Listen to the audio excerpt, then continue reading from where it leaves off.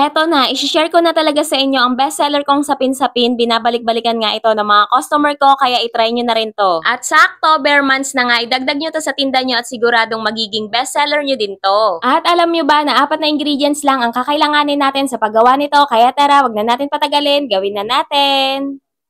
Gawin muna natin ang latik, kailangan lang natin ng purong gata. Lutuin lang natin ito until maging latik katulad nito. I-drain lang natin ang oil nito at itabi muna. Sa bowl, pagsamahin natin ang glutinous rice flour at asukal, tapos haluin natin ito ng mabuti. Ilagay na rin natin ang purong gata, haluin until wala ng buo-buo, pwede nyo din itong salain para maging smooth katulad nito.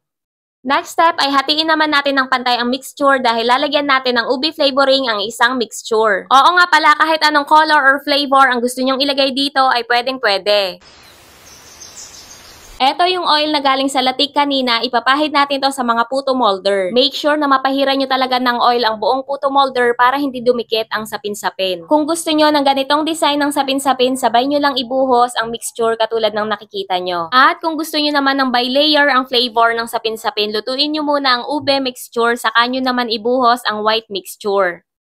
Sa kumukulong tubig, isa lang na natin ang sapin-sapin mixture at i-steam natin ito ng 15 minutes. After 15 minutes, check natin kung luto na ang mga sapin-sapin at kapag luto na, pwede na itong hanguin.